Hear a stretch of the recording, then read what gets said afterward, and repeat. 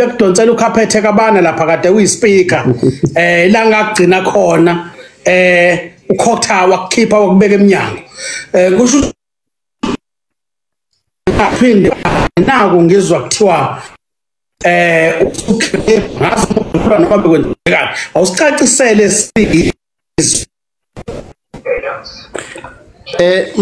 Mbomvu ngathi sifuna ukuphazanyiswa i-network lana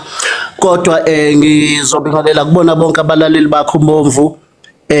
yebo kuliqiniso yimi usibusiswa kwami yakukhansela umyaka namhlanje besine cancel meeting eMajuba kodwa ke bekungasiyona physical cancel meeting be visual siya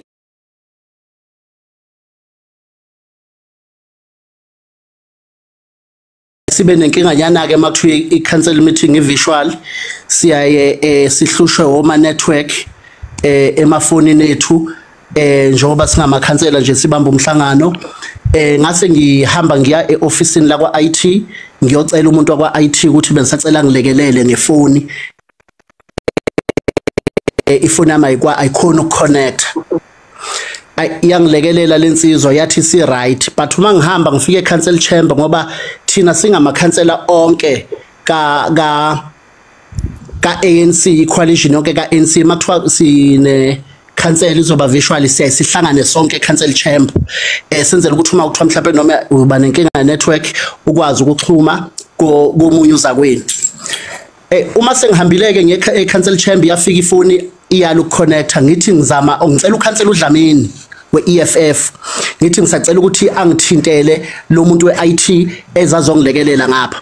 amthinteke uDlamini uma ngithi ngiyasuka ngithi ngoba noma emthintile akanga sheshe ukufika sesithi sinokhansela uDlamini asihambe siye kuye ofisini uma ngithi siya kuye nange seza naye kusho ukuthi ubizwe yicall le kade emfonela ngayo ukhansela uDlamini ngithi hayi ndoda akungeneki namanje ngicela ungilungisele hayi uyahamba kuyangilungisela siye cancel chamber bese kungena icall efonelwa eofisini lika speaker wakhona eMajuba ethi kulungile ngizohambe ngilungisa eyakhona eofisini lika speaker nami ngimlandeleke ngoba ngifuna ngilungisele ngikwazi ukungena emhlanganweni ngoba bekumhlangano obubalekile bekuzokhethwa uacting MM namhlanje ngifuna ukuthi nami ngibe khona makuthiwa kuyavotwa ayi mangifika lapha nangene ngaphakathi nefoni yami ngithi ngiyangena bengivimbe bethi ngingangeni ngithi no uze nami uyangilungisela ayi bethi ungangeni uspeaker azasuka impela athi ungangeni la ufunani ayi ngimangaleke phakamisa iphimbo ayi ngime eminyango ke ngithi phela ifoni yami ingaphakathi kuze kusuka bese thu speaker animsuse etshela ibodyguard yakhe ihleli la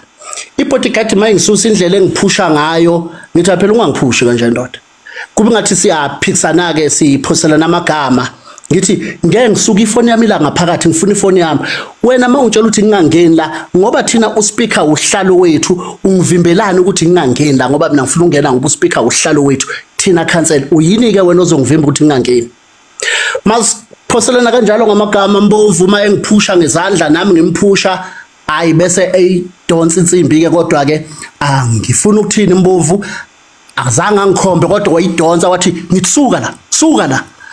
ngathi kusho ukuthi nina nize ngobunkabi la kahle kahle mawuzongidonsela insimbi uze ngobunkabi la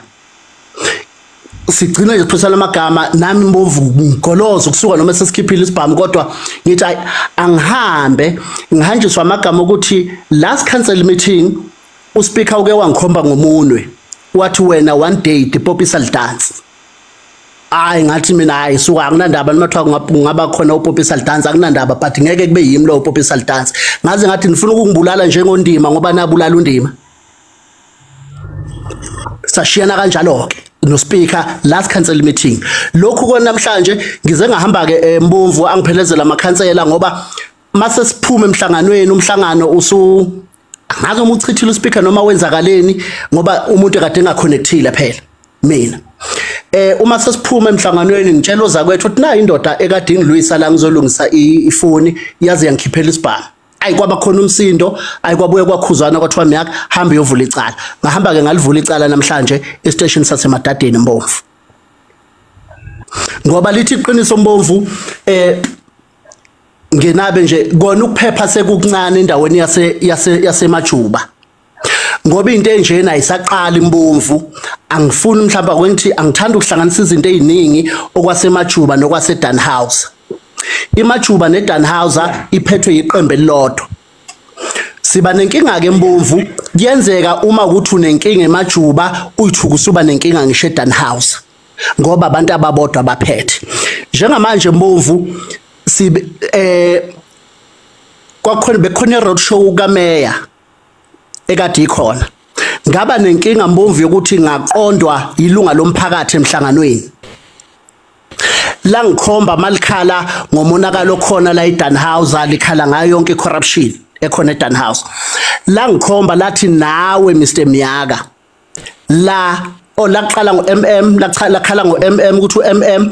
ziningi izinto azenzile u-MM uchashe ihlobo zakhe eziningi la emkhandlweni lase lingikhomba ke nami lathi nawe Mr Miyaka likhomba mina njengokhansela ngase ngicela ku-MM ukuthi bengisacela ukuyiphendulela ngoba usemenshine negama lami wathi nami ngachasha intombi yami emkhandlweni ngavuma khona lapha emhlanganweni ngathi ngiyavuma kuliqiniso bathi mphakathi angazi noma ningithanda yini mina ngedwa ngihlezi ngibhalwa ko Facebook ngihlezi kukhulunywa ngami nako TikTok kodwa bakhona abanye abenza njengami angisho ukuthi ngiyayipromote ukuthi ngenza into enhle kodwa bakhona abenza njengami kodwa nibabhali ku Facebook anikhulumi ngabo ngase ngisho ke move ngathi nangu deputy mayor weANC unengane zakhe lapha emkhandlweni ezu2 kodwa nikaze nibhale nangu kulokhu umama Simelane ikhansela lenkatha linengane yayo ngaphakathi anikaze nibhale ngayo base bengivala ke bangivala umoya ngoba babona ukuthi ngiyaqhubeka ngikhipha amanye amakhansela bangiphuca imic uma mbomvu kwenzakala konke lokhu mbomvu ngangisaqhubeka namanye amakhansela kodwa agodlo uMM angafuni ukuthi kuphuma amagama abo ukuthi nabo baqhasha abantu la ngaphakathi ngoba lapho umonakalo khona mbomvu eDunhouse mningi mkhulu ngalendlela ongakazi uzuyibone amakhansela khona elinye ikhansela mbomvu ngoba bangivala umoya ngoba bebona ukuthi ngiyakhuluma khona ukhansela uMathebula wase Ward 13 uqhasha ingane kabhuti wakhe ukhansela uMakhumalo uqhasha ingane uqhashe umntanakhe akamzalayo waqhasha udadewabo bakhona baningi amakhansela kodwa njalo kuhlezi kugiywa ngomnyaka ngangiphendulela lokho ke mbomvu ngithi ngikhuluma nami lelo qiniso ukuthi ngiyavuma ngaxolisa futhi emphakathini ngathi ngiyaxolisa ngakwenza lokho ngamchasha kodwa nihlezi nishaya mina njalo kanti sikhona sibaningi ngaloso zathu ke mbomvu nginembuzo embili umenishine udaba olusenkantolo la lokulimala kukaBaba uNdima wathi babulala uBaba uNdima umbuzo enginawo ngoba enkantolo kunabantu ababoshiwe kodwa icala lisaphenya obana babulala uBaba uNdima uyabazi 1 2 second question ngoba usushilo babulala uNdima ngiyacabanga ukuthi shoot speaker lo nebodyguard akade bekuvimbile obabalayo 2 wawusumenshina ukuqasha intombi yakho right iyipi process wayisebenzisa ukuqasha intombi yakho nabo bonke laba abanye obabalayo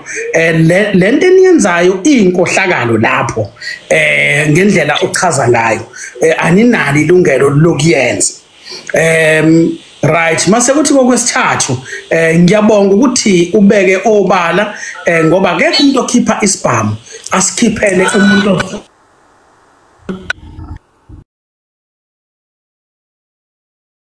isibhamu osikhiphela abantu abasemsebenzi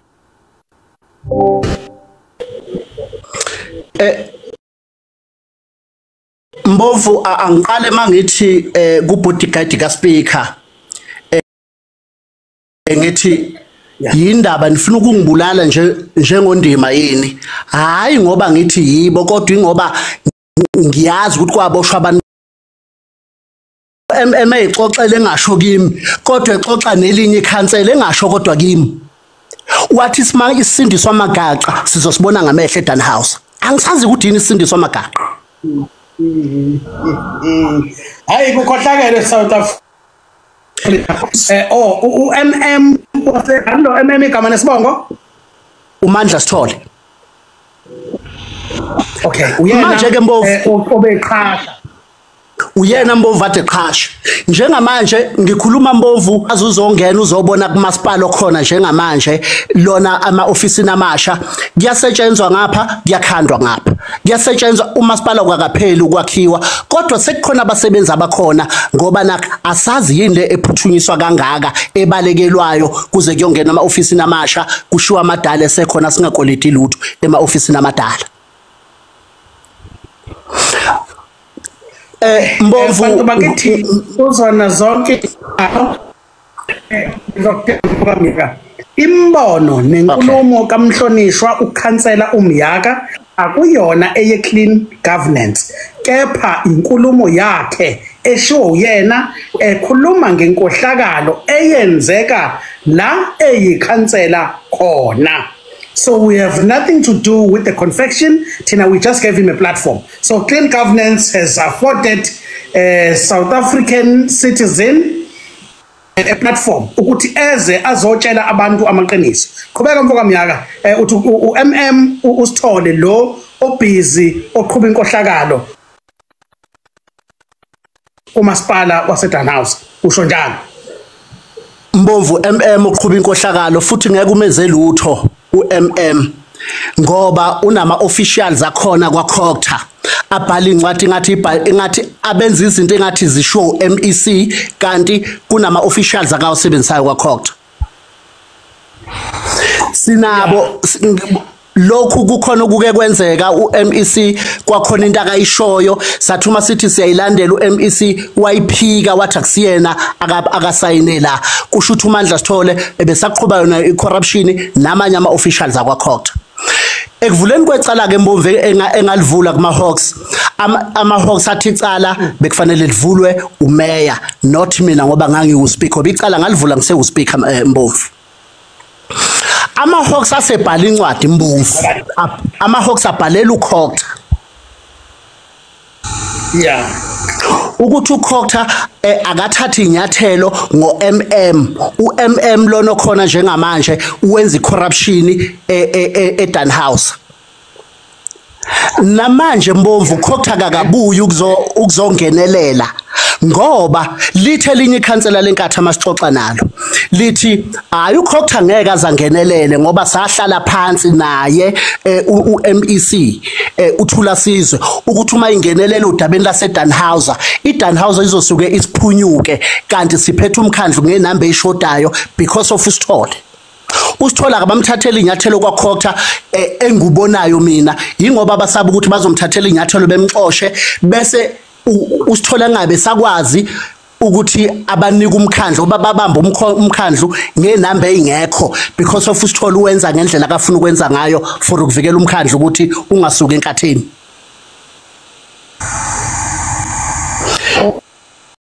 Bangitshela ke amakhansela enkatha athaba akhulumile neleadership yawo ukuthi uma discipline usithole noma uCocta mayithatha inyathelo ethathela usithole bazosuke beluza umkhandlu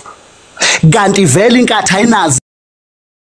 inamba umkhandlu ibambe ngenamba engekho because of uMM ongayibiza imhlanga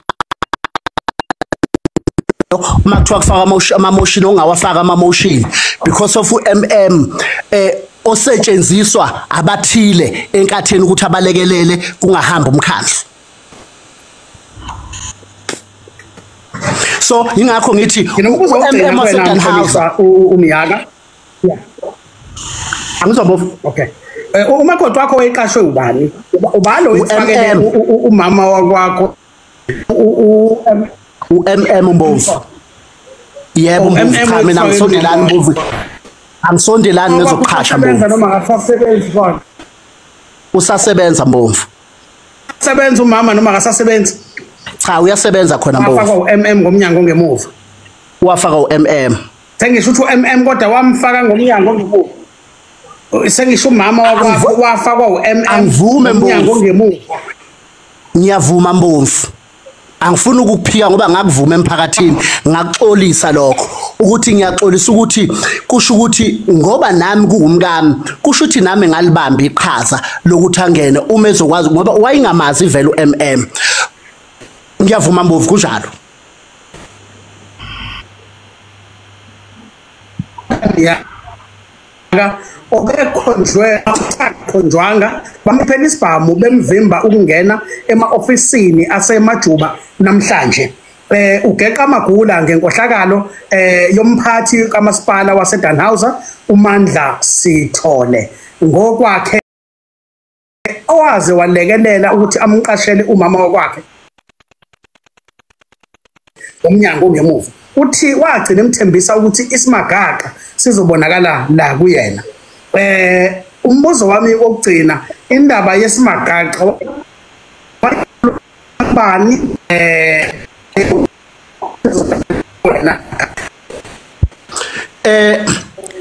Mbofu beyixoxela bethi sisindiswa amagaqa sosibona ngamehlo la eDannhauser. Emva kokuba mina ngikhiphe wonke labantu laba lamagama lawa lamakhansela anabantu nabo ngaphakathi, emva kokuba kodwa ngimkhiphanga yena uMM ngoba basebevele sebemkhiphile ukuthi unabantu abaningi okukhulu nje Mbofu kunomshana wakhe akathi uyini umshana wakhe uyispecialist kwi-IT akanazi iziqu ze-IT kodwa lo mshana wakhe uhola u30,000 ngenyanga. Nginayo ne-CV yakhe ngoba yayikhona ecaleni engangilivule kumakhokta. Baningi Mbofu ngeke ngibamenshine kodwa bakhona kwi-case ekhona encwadini yakwakhokta ukuthi ubani bathuna lezi ziqu kodwa kanazo kodwa lengaka umshana wakho bangithi nje wathi uyispecialist kwi-IT kodwa uma umnika ifoni uzajuluka abe manzi into elwa nefoni elukuyivula ehluleka ukuyivula. Abantu abaningi abaqhashe uMM abanawo lama qualifications abakathi banawo. Mfowethu ngizocela uke uphuza amanzi unganyamalali nomafu sawubona ngiyabingelela.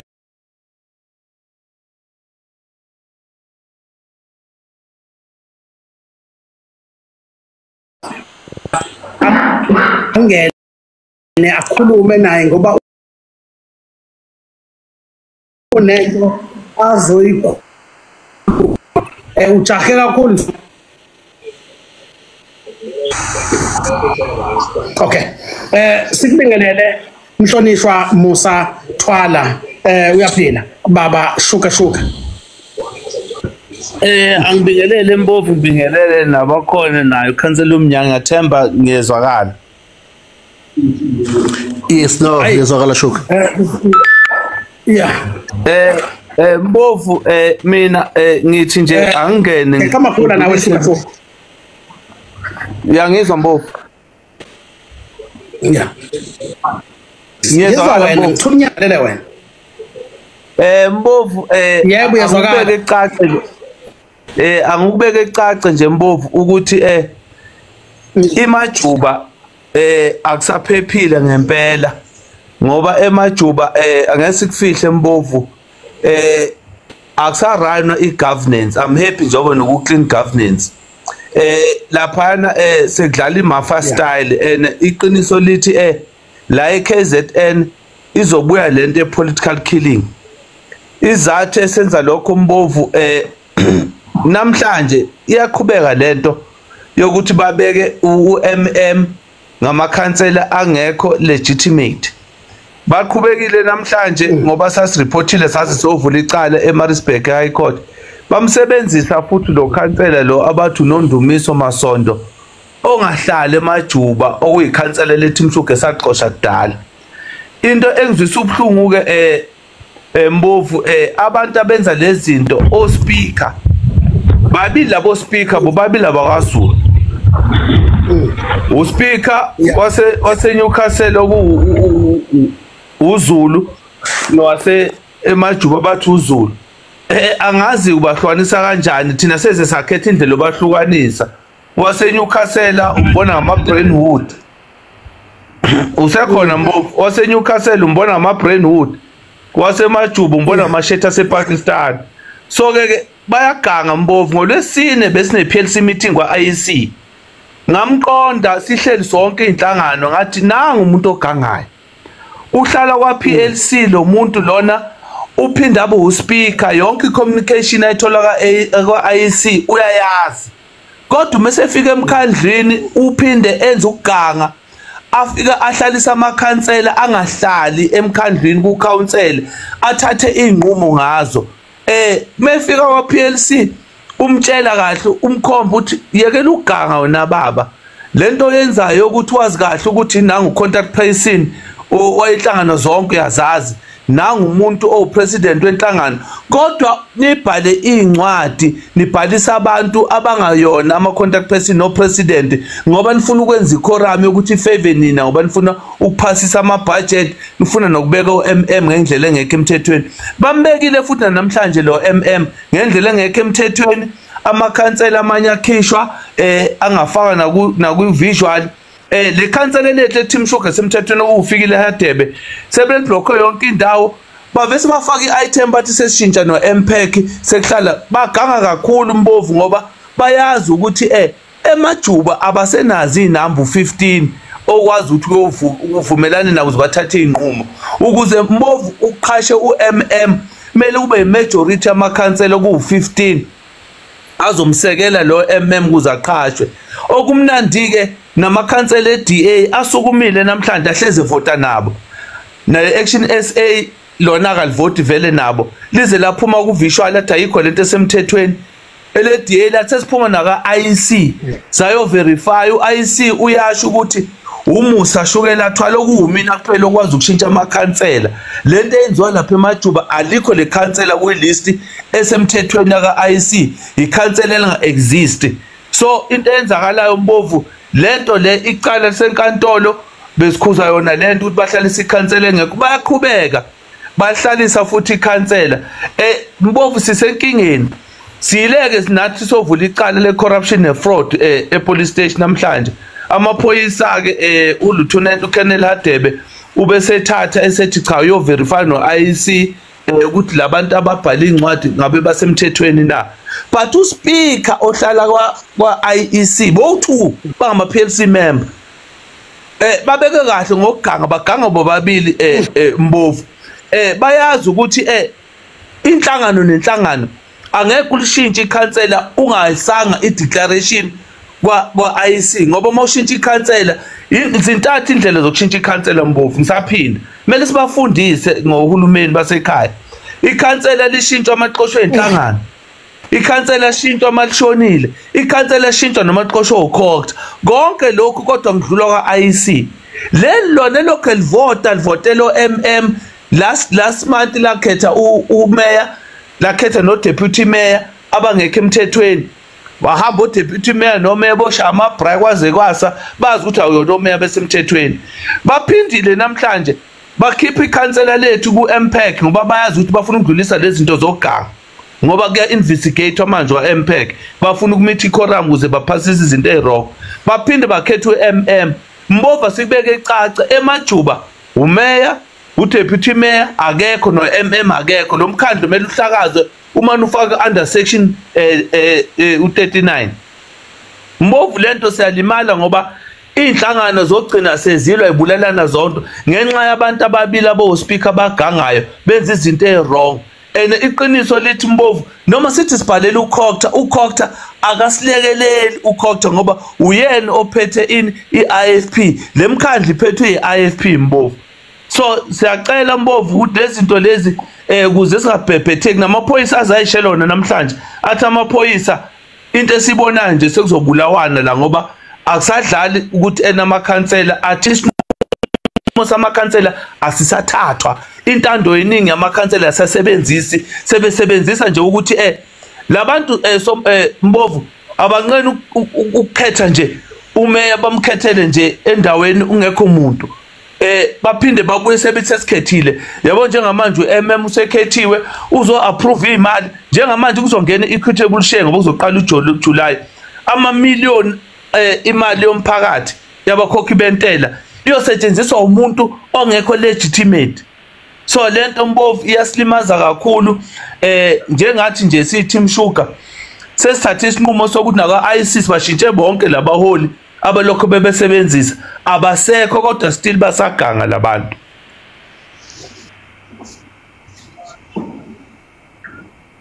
Mbovu saphuza itiye na ngisamboni. Lotho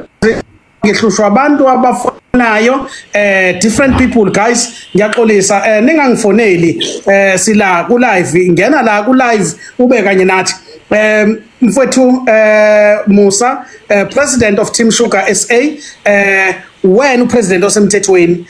wena ubhalwe ka IEC kusho ukuthi noma yini noma ubani omunye ohamba ngegama le Team Sugar usuke ehamba ngendlela engemuva usho njalo usuke lowo muntu kusho ukuthi abahlanganisa umhlangano befake umuntu oyibiza ngeTeam Sugar engeyona lo mhlangano usho njalo kunjalo mhlonishwa ingakho sena sepolice station namhlanje uthi cha ake sivule icala le-fraud manje ngoba okulandelayo abantu bazosebenzisa igama lenhlangano bagcine benza nezinto ezwrong bangathatha nezimali benze konke ngoba kwa-IEC umuntu owaziwayo upresident no-contact person akekho umuntu okwazi ukushintsha umuntu except u-contact person bayenzile lento Mbovu eDanazwa yena lo Mandla Sithole loqedwa kubalwa lo MM ogangayo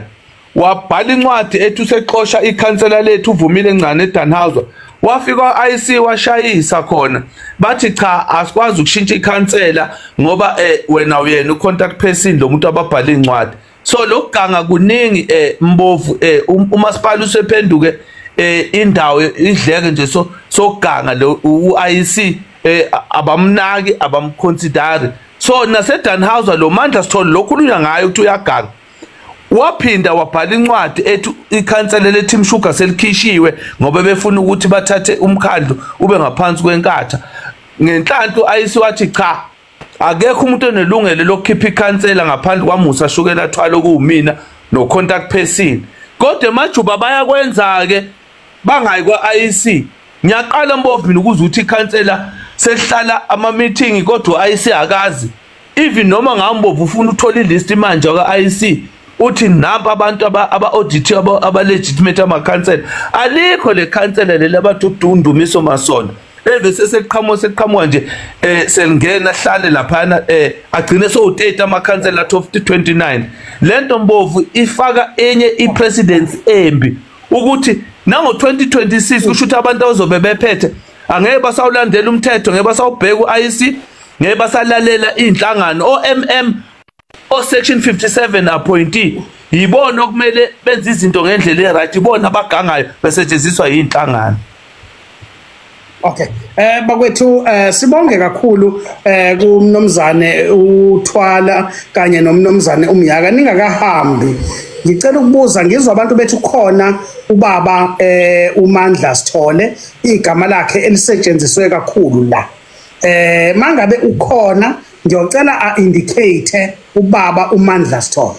mase ngithi la we are not talking against a political organization kepha sikhuluma against iphathi mandla kusho ukuthi mangabe sikhuluma nomasipala wasemajuba uMusa Shukela Thwala akhuluma ngawo sidinga iphathi mandla not a political organization so othi sifake iIFP I would like to distance iIFP from this discussion because iIFP inabantu esibathumele lapha ya ekufanele bakhulume njengabantu ngoba nabakhuluma la akukhuluma inhlangano zabo ukhuluma abantu abamele inhlangano so angifisi ukuthi si degenerate inkulumo yethu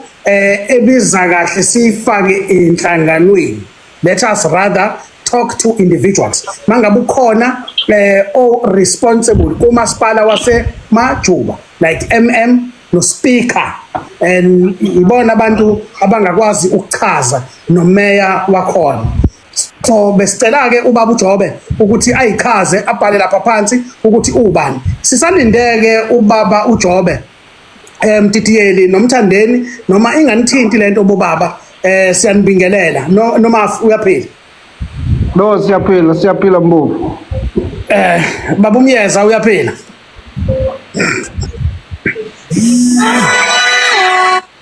Yeah, asiqale lapha ya baba uNomafu Didiyeli. Nazi indaba eyishisi ibunzi za kumasipala wasemajuba nomasipala uthe wakuphi lo phethwe uMondisi bathe waseDanhauser unomasipala waseDanhauser naku kuthiwa inkohlakala idlala izingane zithelana ngayo into ethiwani lembovu Mbovu umuntu akaliboni ithuba no i-answer yami is-simple and straightforward njengoba upresident uTim Shuka eselibekile uhlangothi ngiyazwa-ke kuthiwa kuyabonakala engazuthi ukhona uJobe la bekuzoba kuhle before mhlambe singene siphawuke alele uvo lakhe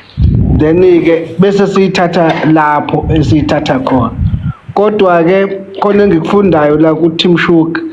othi u-IEC yena uba nelist yamakhansela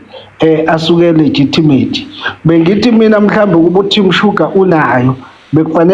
bekufanele yena asho ukuthi this is the official IEC list esinayo. Ngiyabonga Mbovu. Yeah. Lefaka uThayi uyena uSpindlosi. Awuthi siye sithole before ungena baba umnyaka. Ungathi useyifikele qathatha. Sawubona webhuti uSpindlosi.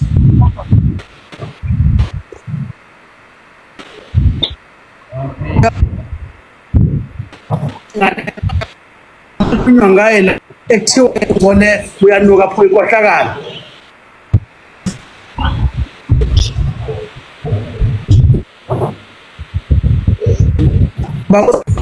Awu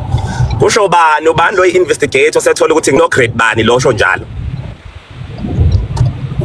kusho nangu uSibu Mnyaka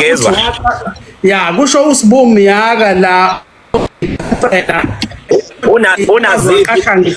okay asiqale la wemsaka we clean governance asiqale lana one ubaba uMnyaka nje bekhuluma ngoDanhauser akayona i-spokesperson saseDanhauser that's number 1 fanele ayazi protocol ye communications ukuthi office lami njengo MM ne office lika mayor elidila ne protocol yomkhandlu akakwazi ukuthi azokhuluma ngezinto ezifabricated yena acabangayo based on i-level of understanding yakhe. First of all akukho investigation ethi nginamacala awukho investigation ethi ngiyanuka njoba esezibeka uMnyaka ube uspeaker ube nesikhathi sakhe sokuba uspeaker so one akangakhuluma izinto la ezingekho azi kahle ukuthi azikho uyazazi eziyiqiniso akahilishe from ukukhishwa last year December akhishwa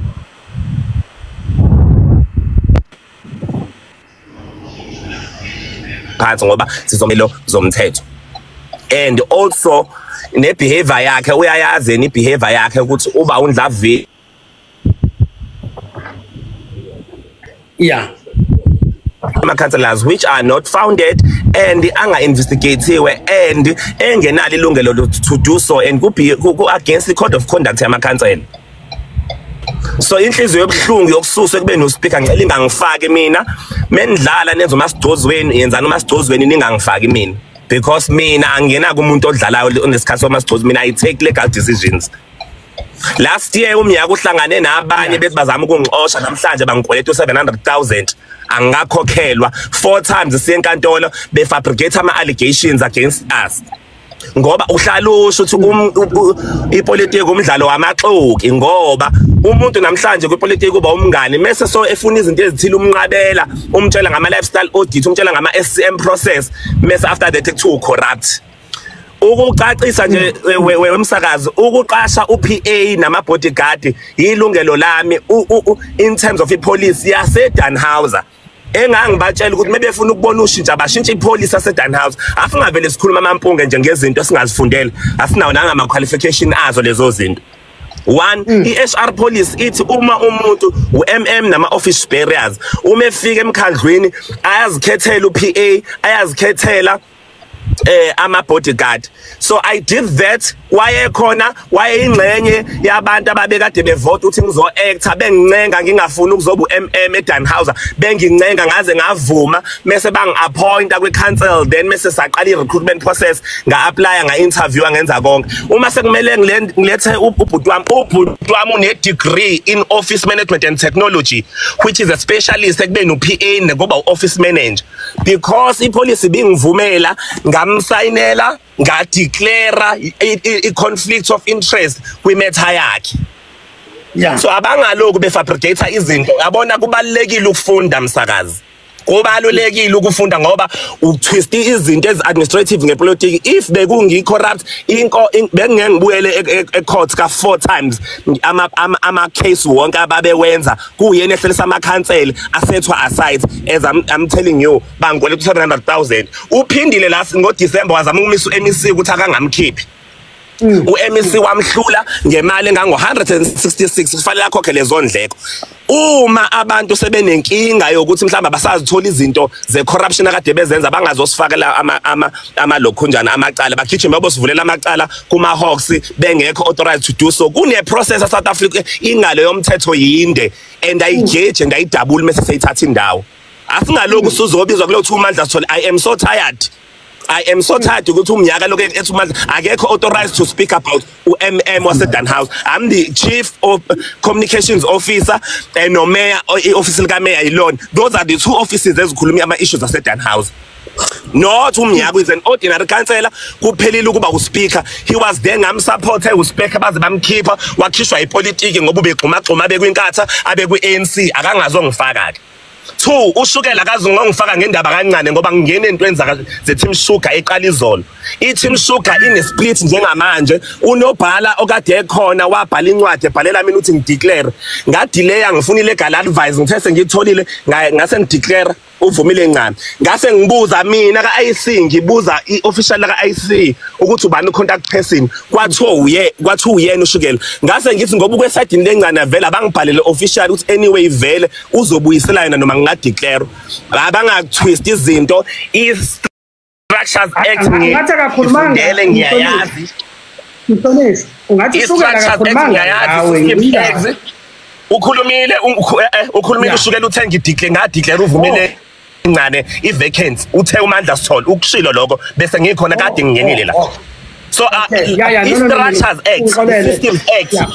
Yet msakazi i-Structures Act Systems Act ngiyayazi njoba ngizazi. I'm a chartered accountant by profession ngine MFMA ngiyazi njoba ngizazi angizenzi Mbomvu sisacela afuna ukwenza yonke into same time uthi uyaphuza ubatshela ngo-lifestyle audit ne-process eka-SIU baqhubeke benza izinto zabo ngicela nje umnyaka aphume nje aphele kumina failing which mina naye sohlangane court for defamation of character and angizudlala-ke ngaleyo nto ngikhathele ukuthi lokho ehudula phansi igama lami evula izinto ezingekho koma-Hawks evula amakhesi ebhalelwa Copter efabricator akanayo i-insight ne-understanding of ama-processes akaphume kuMandla Sithole nawe clean governance ngakubhalela ngenkathi uthi ubhala ngami ukuthi ngathatha i-issue ngayisa kubameli bami because mina ngiyayazi into engiyenzayo. If bekunento wrong esekhona ngabe njengabantu satholakala ngabe ngenkathi bezama ukungixosha ngabe kwa-investigate so yena akangaloku ekhuluma into engekho umnyaka nami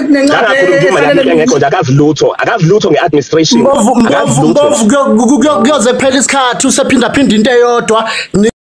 asiza uphindaphinda awazi lutho wena wakhishwe kumele uspeaker musu ukuhambe uba-head hilisa udlule ukuthi awusacoshi la wawucosha khona awusayenze corruption wawukade uyenza musu ukuhambe ususifaka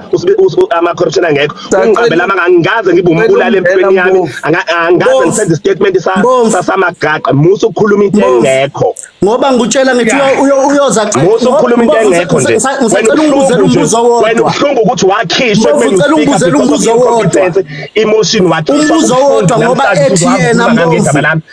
ngoba ethi yena Mbovu uqhashe ibodyguard yakubo nomfabo PA akasiyena uPA umfabo umbeke kwenye umuntu i-department mesengaphakathi i-process nakhona ngoba ngikufundisa i-HR process but ithi process when a person is an internal staff uma sekwenziwa i-skills audit esicelwa amakhansela umuntu eneskill endaweni ethile uyaplacewa lapho when u-HR Isitedele Mbovu sikhuluma uyozaphathwa izinto ekhuluma yedwa. Mbovu skills transfer senziwa kanjani i-skills audit senziwa u-HR secelwa yi-council senziwa kuso sonke Mbovu umdali wakhe-ke temporal engaxoxela kuze kushonilanga kodwa exoxela amanga umdali wakhe Mbovu ngicela ungibuzele into eyodwa nje kuye ngibuzele into eyodwa kuye Mbovu ukuthi Mbovu udadewabo unkosikazi wakhe uyibodyguard yini ngoba ungibuzele Mbovu ukuthi umshana wakhe uyibodyguard yini ngoba abashana bakhe bawu2 uCFO umshana wakhe umshana wakhe futhi wa-IT uminetha kayena nomshana wakho uminetha kayena umshana wakho unjabula miyaka nokuthole umshana wakho unjabula kayena umshana wakho nominetha uthemba wayeyibodyguard yakhe uveze okunye babumyeza uthemba wayena lokuthi uthemba umqashi lesikhuza ethe umkhandlu esizodlala wena uminetha njengamanje sekakhatha supporter kayena umshana wakho akayona ingane yedweni mina anginayo umshana wami lapho ngabashana wena Jobe abashana bakho nodadewabo unkosikazi bakho musu kuzothwisa wafaka lo mfana omncane waka-IT sambiza ngomshana ngoba senzela umshana wakho uzala udadewenu unamanga umshana wakho uzala udadewenu wena ucorrupt nakhona angakangeni endabeni zamathenda ngethwa wena uzifihlile izinto kwakuzifihlile angakangeni endabeni zamathenda investigator musa nje ukhuluma into engekho because nangazi ukuthi bawo umshana kabani nganazi ngimusha shayidani how manje ithuba ngicela ninginike ithuba ngithi nginike i-chance ukuthi nikhulume as adults and as leaders but engikutholayo ubaba uSithole bekufanele aphendule ngoba unelungelo ukuthi igama lakhe lisebenzisekile accusations were leveled against him bengifisa nikwithuba lokuthi aphendule based kuma accusations nangu umnyaka esemphuthuma engamniki ithuba bantu bakithi I strongly believe sonke njengoba sila we are adults I understand amagama abantu asetshenziswa kwesinye isikhathi ngendlela engayona nengafanele but everybody has a right to defend and answer siyabonga kakhulu bantu bakithi but I think this particular debate ebekufanele ibe khona noma umnyaka ubecele ethi ube nenkinga yokuthi ucisho walinyazwa namhlanje kumasipala wasemajuba wayesefike eveza indaba ya MM uSithole akhale ngokuthi akenzi kahle nawo ama accusations aqeda kwalevela against yena kanye nobaba uThwala MM had a right to come and defend himself because ngeke umuntu uthi wenza into angayiphenduleli yeah understand ukuthi this is too much but mhlambe nidinga ukuhlala phansi njengabantu abadala nenze izinto ngendlela siya understand ukuthi a lot is happening kwi-area la nisebenza khona nonke nisebenzela ukuletha service delivery kubantu base South Africa bakuleyo ndawo enikuyona lokhu enikwenzayo osedlula lapho okukhombisayo ukuthi kunecashaza nephunga lenkohlakalo sizocela ukhotha ulekelele together with all state organs afighter icrime kubhekakale ukuthi kwenzakalani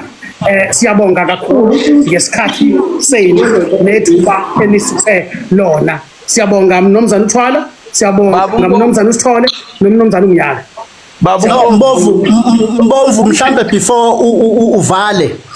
yena uMM lo beno speaker kune notice engenile umhlangano ozongena ngoLesihlanu esengizwile ukuthi ngiyalibona likhona bathi kunomuntu obhala incwadi ecomplaina ngekhansela ngeroad show kusho ukuthi bazama ukungakhela iqhinga lokungisasuspenda sengizwile inotice isikhona njengamanje ngoba ngikhuluma nawe lokuthi mina ngakhuluma amaqiniso bese ngithi ngiyanivala manje guys. Mbovu, I have another interview ngiveze lokhu ngiyavuma Mbovu sizokuveza ngendlela amaqiniso atshekile avuna wena amaqiniso anamanga amaqiniso atshekile avuna wena lokhu ukuthi kune notice kuyiqiniso okunye uyakushiya izinto esizifica emkhandlini uzenza usuzothi ukhuluma amaqiniso mana-ke Mbovu mana-ke Mbovu uyangithusa ngoba uyazi Mbovu uyabona mawazi amahawks Mbovu mawazi amahawks ngicela uye ku-BNB yakhe lapho bekwenzwa khona i-money laundering ku-BNB yakhe liyabhubha ku-BNB yakhe bengafuni ukukhuluma ngayo liyabhubha ku-BNB yakhe ku-money laundering mnyaka wo kusasa ukhuluma amanga uhefuza into engekho amanga amagula ngizowageka nabashana bakhe abawu-2 engibafice bekho Mbovu bengicela abashana bakhe abawu-2 bafice bekho noyedwa angamringewe contract uba kumdidiyeli ube nesicelo ngoba lento ngoba ku-clean governance kumele sikhuluma kakhulu nge-governance ilist Mbovu ngizokusendela sinayo amakhansela legitimate awu-29 into emnandi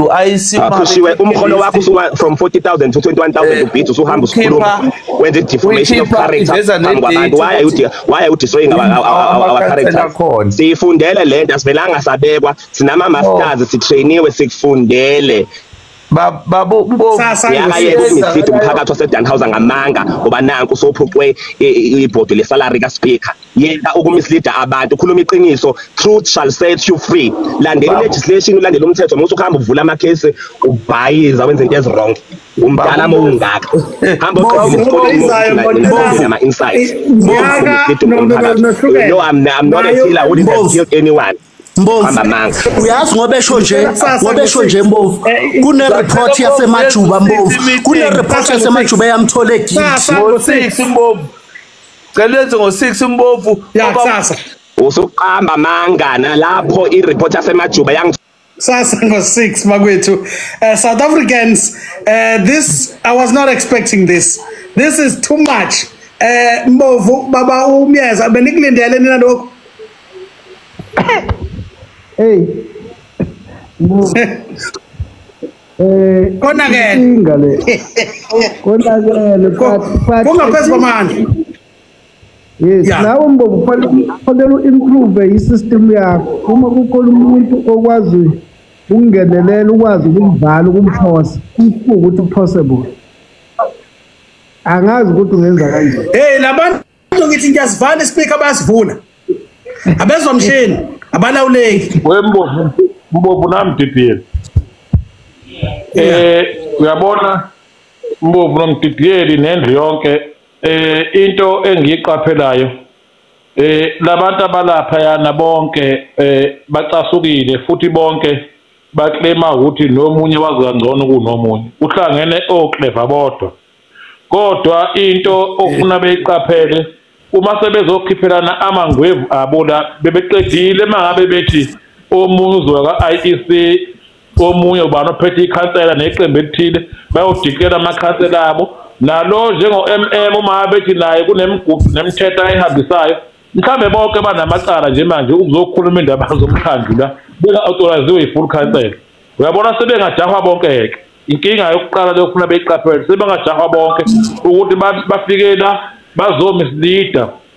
noma bazothatha umkhandlu bawuthela ngehlazo njengamakhansela nanjengezisebenzi zomkhandlu hhayi amaqembu ezepolitiki Mbovu amaqembu ezepolitiki has nothing to do ngomuntu odikleriwe lapha kwa-IEC umuntu wants to declare a person as a councillor kwa-IEC that person is under the control if a councillor of the speaker uma ngabe ku-municipal manager is under control of the municipal structures and systems act uma ngabe umuntu esengaphakathi aseqashiwe akwazi umkhontrola usungaphandle kodwa uyofuna kancane sicathulisane ngoba labantu abalaphana bonke bafuna amandla akade bengaphakathi bakwatile mase bengaphandle kodwa ekugcineni uma ngabe beqhubeka kanje umkhandlu uzongena ku-section 139C kuyiwe ku-by-election noma uhlale kuze kushaya unyaka ozayo ungenamuntu oyikhansela support administrator okudlula lo. Ayi kunzima kona nami kubhlungu ngoba they have a lot to say all of them bakwethu silindele ubaba uGagashe